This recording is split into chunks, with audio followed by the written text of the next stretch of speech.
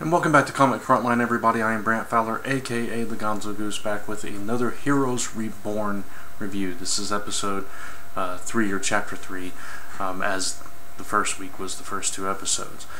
This episode is called Under the Mask, and personally, I actually enjoyed this episode quite a bit. I felt like this felt more like Heroes than the premiere did, and like I said in my last review, I felt like the second watching of the premiere even felt better to me. First of all, before I get too deep into this, I apologize for this being a day late. I don't get local channels in HD for some reason, so I had to wait and watch it on Hulu today.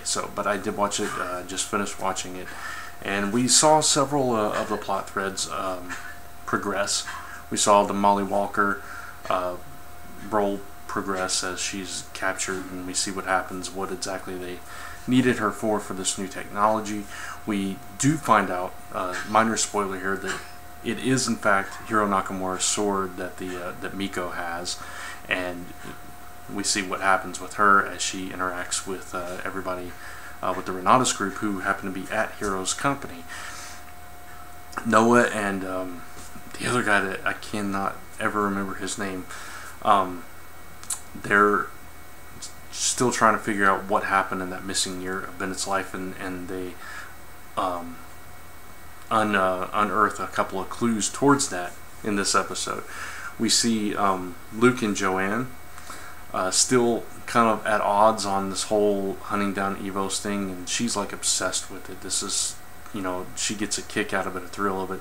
It's like she has to do this, but he's kind of doubting. And then we see a development with him that we all kind of saw coming, but it seemed to happen really fast, and very interesting development here, and what that's going to mean for them, what all that's going to entail. I think he's my favorite of the new characters, Zachary Levi's character Luke, just because there's an air of mystery about him, and you can tell there's that morality deep within. So I'm kind of interested in following his story.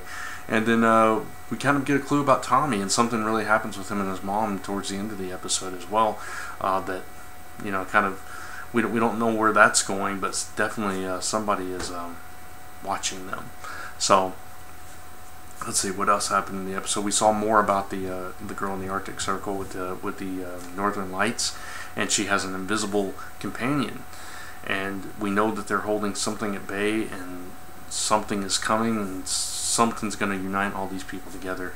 Kind of still a similar plot to the first season of Heroes, so there is still a little bit of a rehash, and not all the characters are quite connecting, but I think they're getting there. I think they're gradually getting there, but I think still the most interesting characters are the ones that we know, even though it's a different actress. Molly Walker, her story is interesting. Noah, we get mentions of Hiro Nakamura and Claire in this episode, so we know there's going to be some things at play here as this story develops.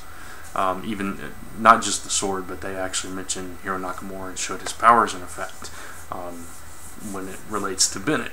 So I don't know. I felt like every thread. Oh, the one that's still not quite as interesting is Carlos's.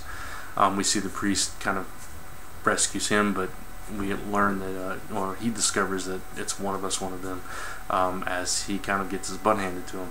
But he is picking up the mantle. So his is still the least interesting story.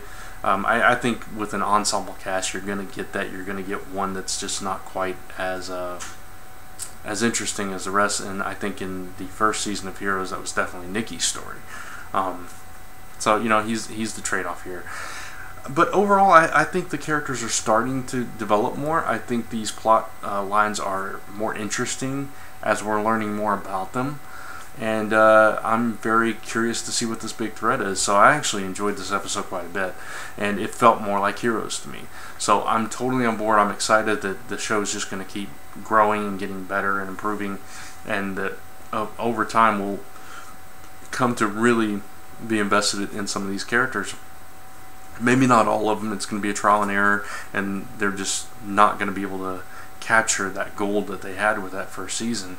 But if they can progress it and grow it, and it becomes its own thing, I think this could be very successful. We'll just have to wait and see what happens, and how it all pans out. But for me personally, I thought this episode was a step in the right direction. I'm gonna give this episode. I'm still gonna have to stick with 3 3/4, 3.75. It's not quite a 4 for me yet, but I did still think it was an improvement.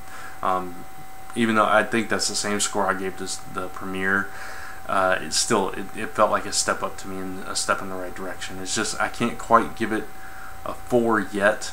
I think by next episode, I'm hoping if it goes in the ways that I think it's going to go towards the next episode, you'll start seeing 4s.